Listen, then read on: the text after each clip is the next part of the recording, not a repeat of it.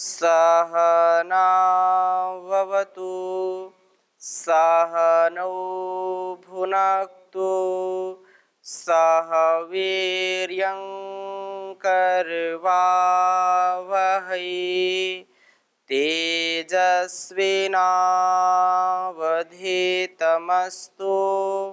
मा विद्विषावहै।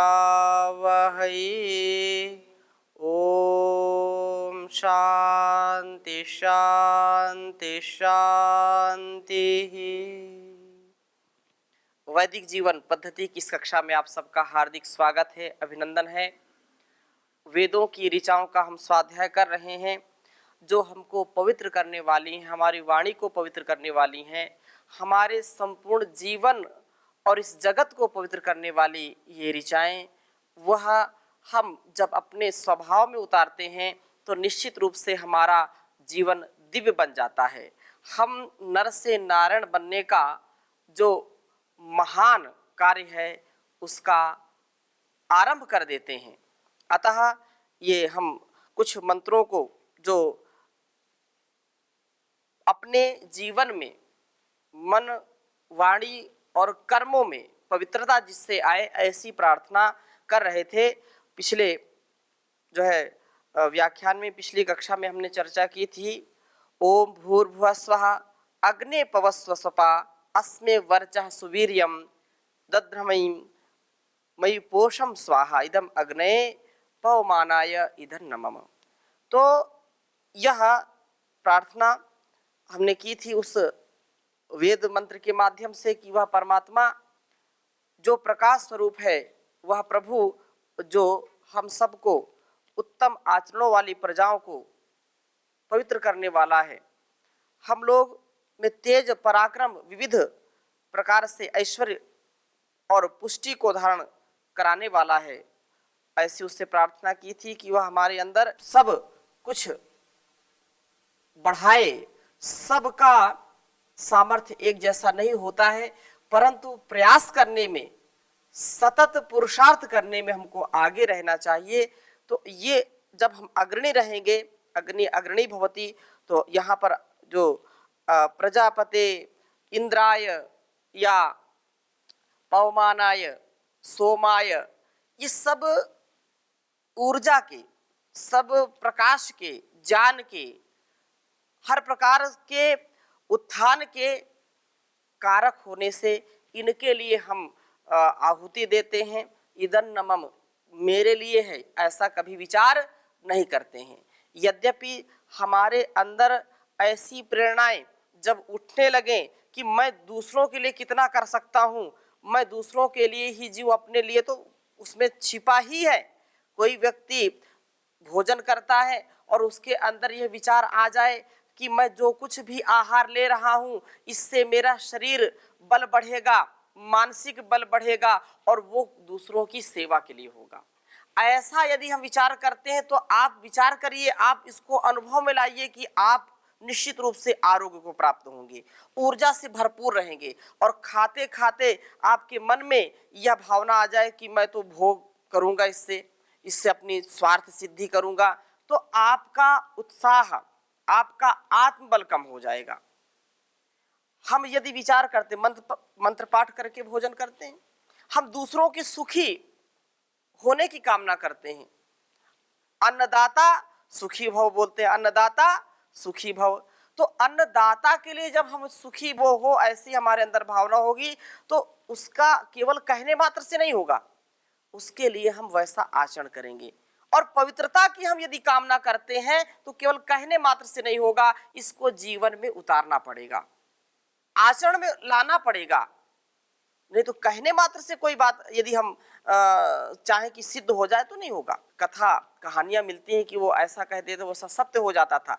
ये सत्य आंशिक है, लेकिन इसकी आप मूल में इसके जाओगे तो उस सत्य को स्थापित करने के लिए एड़ी से चोटी तक का बल लगाना पड़ता है। उसके लिए ताकत लगानी पड़ती, ताकत शारीरिक नहीं, मानसिक, आत्मबल, शरीर बल, समाज बल, धन बल, मनसा वाचा कर्मणा, उस पर समर्पित होना पड़ता है, तब जाकर के उसकी सिद्धि होती है।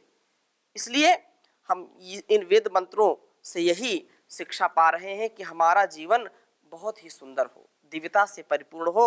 और अगला मंत्र इसी प्रकार से है कि ओम भूर्भुवः स्वः प्रजापते नत्वदेतानन्यो विश्वा जातानि परिता बभूव यत् कामास्ते जुहुमस्तन्नो अस्तु वयम श्याम पतयो रयिणाम इदम प्रजापतये इदं नमः। ये प्रजापति के लिए है। यह हम ईश्वर स्तुति प्रार्थना उपासना में भी इस मंत्र को बोलते हैं। तो यहाँ पर कहा कि जो सबका प्रकाशक है, प्राणों से भी प्रिय है, वह परमात्मा, और प्रजापति कहा, संबोधन किया, हे प्रजापति, प्रजाओं का पालन करने वाले, प्रजाओं की स्वामी। सारी प्रजा, ये सारे संसार में जो भी नर नारी के रूप में है, पशु पक्षी के रूप में है, जलचर हो, थलचर हो, नभचर हो, कैसे भी प्राणी हैं, उन सबका स्वामी कौन है? पति कौन है? वो परमपिता परमेश्वर है। वो सारे प्रजाओं का पति है, इसलिए उसको प्रजापति कहते हैं।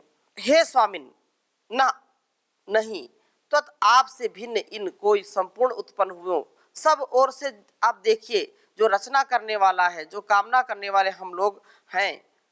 जुहुमा, आत्मसमर्पण करते हैं आपके समक्ष हम, अनकंडीशनल सरेंडर, कोई शर्त नहीं है, कोई सौदेबाजी नहीं है कि हमको ये दे दीजिए हम ये करेंगे। क्योंकि वो तो सब ऐसे लोग बोलते हैं कि हमारी ये मनोकामना पूरी हो जाए तो हम जो है इतने लड्डू चढ़ाएंगे, इतनी जो है मान्यता मान लेते हैं। ये क्या है? ये अगर उनको लड्डू खाना होगा तो मान्यता पूरी करेंगे, नहीं तो नहीं करेंगे, तात्पर्य तो यही है ना। लेकिन ये एक परंपरा लोगों की है, ये यथार्थ नहीं है। यथार्थ तो यही है जो ऋषियों ने कहा है, धर्म अर्थ काम और मोक्ष के लिए, मुक्ति के लिए पुरुषार्थ, जिससे मेरे आत्म कल्याण, मेरे परिवार कल्याण, मेरे समाज कल्याण, मेरे राष्ट्र, मेरे विश्व कल्याण की सार्थकता जिस कर्म में है वो मैं प्राप्त करूं, वैसा सामर्थ्य जब मेरे अंदर आएगा तो निश्चित रूप से जीवन सफल होगा। तो यही कहा कि हे सकल जगत के स्वामिन, आपसे भिन्न कोई भी इन लोक लोकांतरों को रचने में समर्थ नहीं हो सकता है। कोई एक कण मिट्टी का आज तक नहीं बना पाया है, क्योंकि सामर्थ्य ही नहीं है।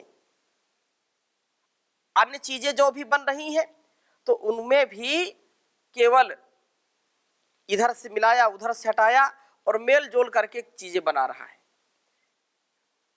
कोई नया पदार्थ आज तक बना नहीं है। इसलिए एक सब कुछ तो विज्ञान जान गया, एक बूंद खून की नहीं बना सका आज तक। आगे बनाए वो बात अलग है।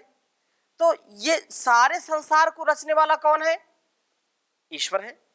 कोई भी फूल पत्ती आज तक कोई मनुष्य बनाया क्या कि आज जो है नई पत्ती मैंने बना ली, नया फूल बना लिया, नया फल बना लिया?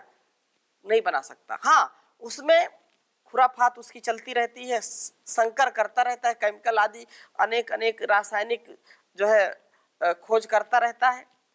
तो ऐसा कर सकता है कि एक ही पेड़ पर कई किस्म के आम लगा दे, ऐसा कर सकता है।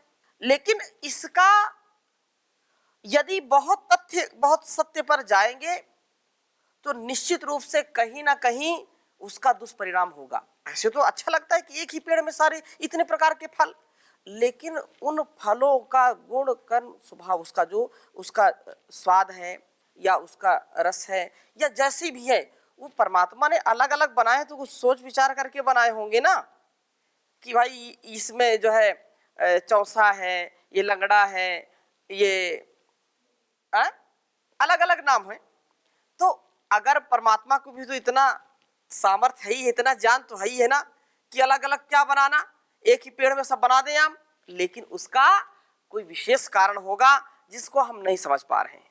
और इसमें हमने एक खोज कर ली कि भाई पेड़ एक ही रखो, लेकिन जब जिस आम को खाने का मन हो उसको खा लो।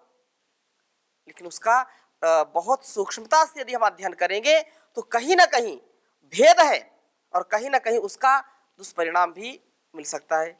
लेकिन अब इतना स्थान भी नहीं है, इतनी सुविधाएं भी लोगों को नहीं है, तो एक ही स्थान पर कर लेते हैं। तो अस्तु, केवल उदाहरण के लिए हमने बताया कि परमात्मा सब संसार का रचने का सामर्थ्य अकेले उसका है और किसी का सामर्थ्य नहीं है। इसलिए आपने ही इस ब्रह्मांड को रचा है। हे सब कामनाओं को पूर्ण करने वाले परमात्मा, हम जिस जिस कामना वाले पूर्ण पुरुषार्थ के अनंतर आपको आत्मसमर्पण करते हैं। पूर्ण पुरुषार्थ के बाद क्या कहा? पूर्ण पुरुषार्थ के बाद जो कुछ भी मिलता है उसको भी समर्पण की भावना से उसका भोग करना। ऐसा नहीं कि केवल बात बोल दी और उसका हमने आचरण में उसको उतारा नहीं तो बात नहीं बनेगी। हमारी भी सब कामनाएं पूरी होंगी आपकी कृपा दृष्टि से, आपकी कृपा कटाक्ष से पूर्ण होवे सब सारी कामनाएं। हम सब प्रकार के ऐश्वर्यों के स्वामी होवे, इसी कामना को लेकर के हम ये आहुति आपको समर्पित कर रहे हैं। ये आहुति आपके लिए है, ये मेरे लिए नहीं है। हे प्रजा के पति परमात्मा, आपके लिए है सारा, क्योंकि आपका ही है, आप में ही है और कहीं नहीं है। तो ये वैदिक संस्कृति है कि जो है धन संपत्ति ऐश्वर्य के त्याग का विधान नहीं है। कुछ लोग बिल्कुल बोलते हैं कि हम तो वैरागी हो गए, हम पैसा पकड़ते नहीं, छूते नहीं, लेकिन उन पैसों के लिए लोग ईमान बेच देते हैं। उन पैसे धन संपत्ति के लिए लोग अपने स्वभाव से गिर जाते हैं। सब कुछ पैसा ही नहीं, सब कुछ धन ही नहीं है, लेकिन धन भी है और लोग साधन को साध्य समझ बैठते हैं, जिससे पतन का कारण होता है। अतः ये हमारी वैदिक संस्कृति कभी कृपणता, कभी कंजूसी या कभी भी ऐसे दीनहीन आचरण को प्रश्रय नहीं देती है। सदा सर्वदा उत्तम हो, उत्तम विचार वाले हो। पीछे हमने संगठन सूक्त का स्वाध्याय किया था। उत्तम विचार वाले हो, उत्तमता से हमारा जीवन, परस्परता से, नम्रता से, हर प्रकार के जो दिव्य गुण कर्म स्वभाव हैं उनसे युक्त हमारा जीवन हो, ऐसी प्रार्थनाएं हमने की थी वेद मंत्रों के माध्यम से। और सब में यही वयम श्याम पतयोरयिणाम, हम धन ऐश्वर्यों के स्वामी हो, यही तो बात कह रहे हैं। अब ये कह दे अजगर करे न चाकरी, पंछी करे न काम, दास मलूका कह गए सबके दाता, राम कुछ नहीं करना काम, राम राम जपना, पराया माल अपना, बाकी सब झूठा सपना। ऐसा जो विचार रखेगा तो पुरुषार्थ कभी करेगा क्या? कभी नहीं कर सकता, क्योंकि उसने तो ऐसी भावनाएं, ऐसी धारणाएं बना ली हैं। अब लोग ऐसा कहते हैं, और वो महापुरुष कैसे रहे हो मलुकदास जी, तो ये तो मैं नहीं जानता, लेकिन ऐसी कहावतें बना दी लोगों ने और उसको प्रश्रय जो है मान करके पुरुषार्थ करना छोड़ देते हैं। जबकि वैदिक वांग्मय क्या है? पुरुषार्थ की पराकाष्ठा, अखंड प्रचंड पुरुषार्थ, पुरुषार्थ दृढ़ संकल्प का सातत्य हो, एक क्षण के लिए भी ऐसी भावना ना आए कि कुछ नहीं करना, बस बैठे बैठे माला फेरते रहो। माला भी फेरना है, लेकिन अपने कर्म को, अपने स्वभाव को पुरुषार्थ में बनाना है। तो ये प्रार्थना यहाँ पर वयम श्याम पतयोरयिणाम की कही है। तो कोई बैठे बैठे पति का स्वामी तो नहीं हो सकता, कभी जो है मतलब जो धन का स्वामी नहीं हो सकता है, ऐश्वर्य का स्वामी नहीं हो सकता है। धन ऐश्वर्यों का स्वामी कौन होगा?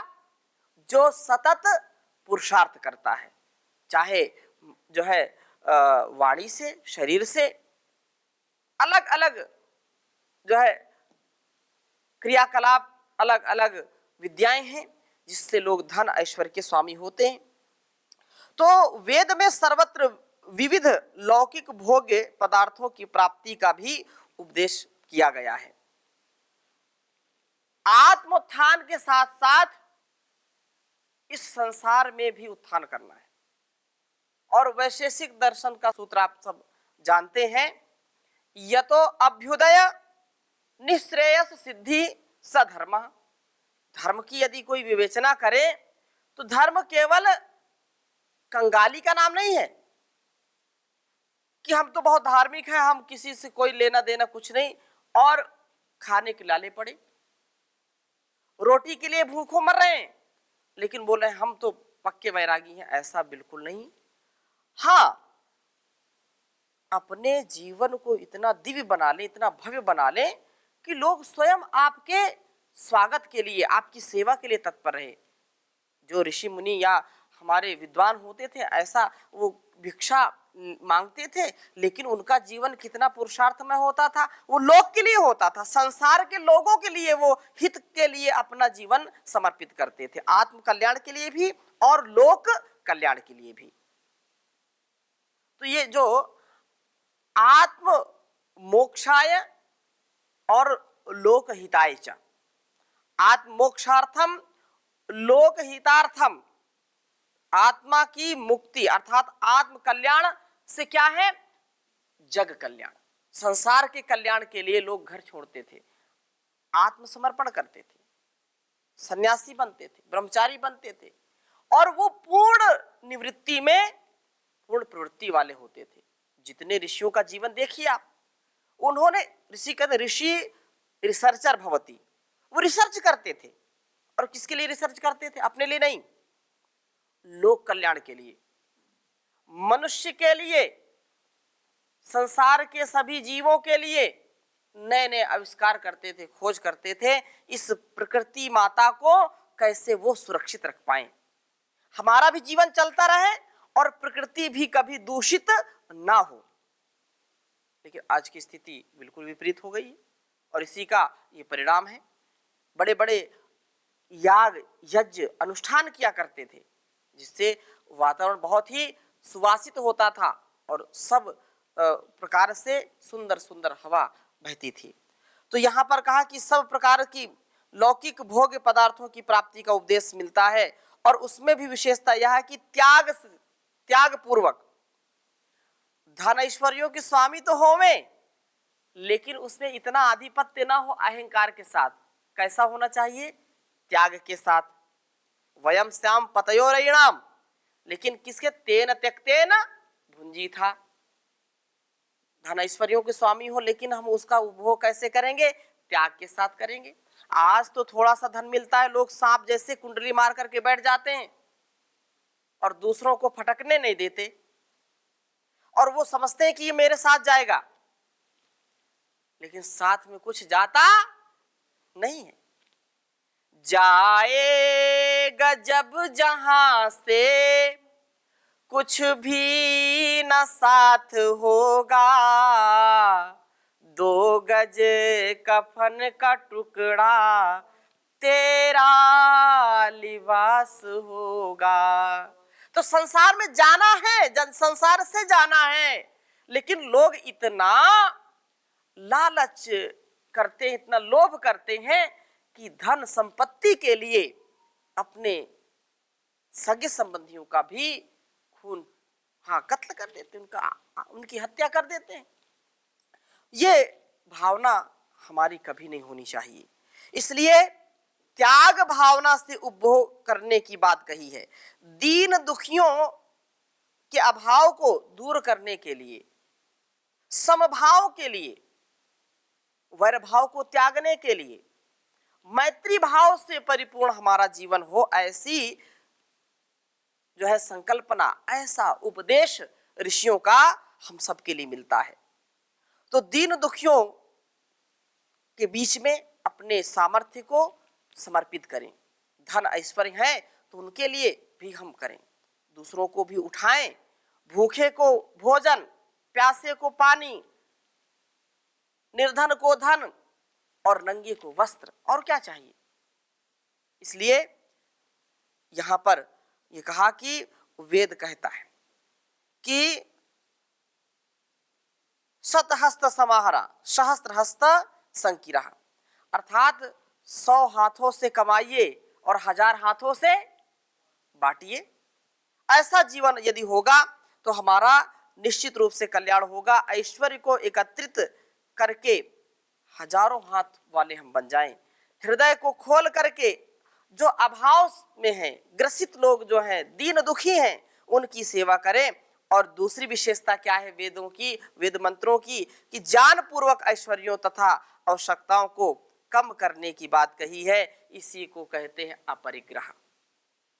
जितना नितांत आवश्यक है, ये सारी प्रार्थनाएं हो रही हैं, लेकिन जितना नितांत आवश्यक है उतना हम अर्जित करें, उससे अधिक नहीं, उससे न्यून भी नहीं। इसलिए कबीर भी लिखते हैं, साईं इतना दीजिए जामे कुटुंब समाए, साधु भूखा ना जाए। एक ऐसी कुछ कहावत है कि मैं भी भूखा ना रहूं, साधु भूखा ना जाए। तो मेरा भी सामर्थ्य ऐसा है कि मैं अपने जीवन को उठाता चलूं, लेकिन यदि कोई गिरा है तो उसको भी उठाने का सामर्थ्य प्राप्त करूं,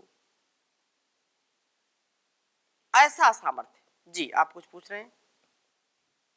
समझियो जी अभी आप एक चीज कह रहे थे कि इसके पहले आपने प्रश्न रखा था, जी जैसे कि व्यक्ति त्याग पूर्वक भोग करे, जी तो ये कैसे समाज समझे कि त्याग पूर्वक भक्ति, उसके पास साधन तो हैं और वो कितना अपने पास रखे, कितनी समाज की सेवा में लगाए।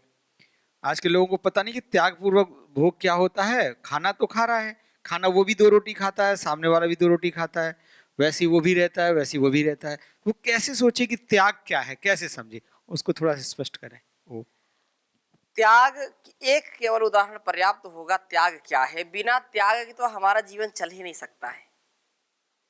बिना त्याग के हमारा जीवन चल नहीं सकता है। आप यहां पर बैठे हैं, आसन जमाए हुए। अब यहां से यदि कोई कार्य करना है तो आप इसको छोड़ेंगे कि नहीं? किस आसन को छोड़ेंगे? अब कितना बैठना है, जितना सामर्थ्य है, जितनी देर कक्षा चलेगी उतनी देर बैठना है, इसके बाद तो जाना है, स्वाध्याय जितना समय करना है। आप जब जा रहे हैं तो कदम बढ़ाते हैं, एक कदम आगे बढ़ाते, पीछे वाला उठाते हैं, फिर आगे बढ़ाते हैं, एक रखते हैं, एक बढ़ाते हैं, एक कदम छोड़ते जाते हैं, कदम आगे आगे बढ़ाते जाते हैं। अगर हम एक कदम पीछे छोड़ेंगे नहीं तो आगे बढ़ेंगे क्या? नहीं बढ़ेंगे। अब कोई कहे मुझको आगे बढ़ना है, आगे बढ़ना है, पीछे से छोड़ना भी है, कितना छोड़े? तो कदम जितने हमारे लंबे होंगे उतना ही तो छोड़ेंगे। जितना सामर्थ्य होगा उतना ही हम, ऐसा नहीं कि एक कदम यहां रखी और एक कदम 1 किलोमीटर आगे रख दिया, ऐसा होता है क्या? नहीं रख सकते। ये तो केवल ऊट पटांग वाली बातें हैं कि एक टांग नीचे और एक टांग ऊंट के ऊपर, ऊंट पे टांग। ऐसा हो सकता है क्या कि एक व्यक्ति की टांग नीचे हो जमीन पर और एक टांग ऊपर हो? ऐसा नहीं हो सकता ना। तो त्याग कैसे करना है? जितनी भूख, भोजन का उदाहरण ले लीजिए, जितनी भूख आपके पेट में है, आपके सामने सारा रसोई घर है, पाकशाला बहुत है, 200 लोगों 250 लोगों को भोजन बनता है। आप कितना खाते हैं? बहुत अच्छा किसी जो है व्यंजन में बहुत स्वाद है, कितना खाएंगे? जितना पेट में स्थान होगा उससे कम ही खाने का विधान है। अब ये नहीं कर सकते कि ये पूरा बना है तो मैं पूरा खा जाऊं। तो जितना हमारे अंदर सामर्थ्य उतना हमने रख लिया, बाकी छोड़ दिया, त्याग कर दिया उसका। हम पैसा हमारे पास बहुत है, कितना पैसा आप खर्च करेंगे? भाई जितने में मेरा परिवार का भरण पोषण हो जाए और आर्थिक तंगी ना आए उतना मैं पैसा रखूं। कभी कोई बीमार व्यक्ति हो जाए, कोई आपत्ति आ जाए, विपत्ति आ जाए, तो वह मैं ठीक से उसको संघर्ष पूर्वक सहन कर सकूं, उतना रखेंगे। और ज्यादा क्या करना है? सब धन यही धरा के बीच धरा रह जाएगा, कोई ले नहीं जा सकता है। तो इसका सामर्थ्य कितना है कितना नहीं है ये अपने विवेक के ऊपर निर्भर करता है। जो अष्टांग योग की चर्चा पहले हमने बहुत की है इसमें, तो उसके संदर्भ में यही जो अपरिग्रह की बात है कि जितना अपने जीवन में उत्थान के लिए आवश्यक है धन संपत्ति।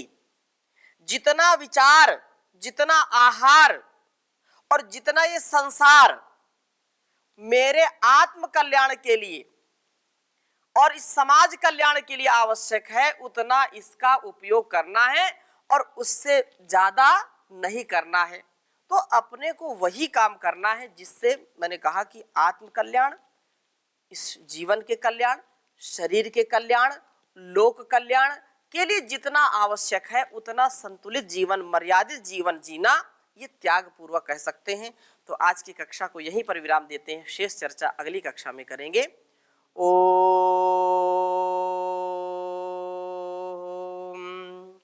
शांति शांति शांति।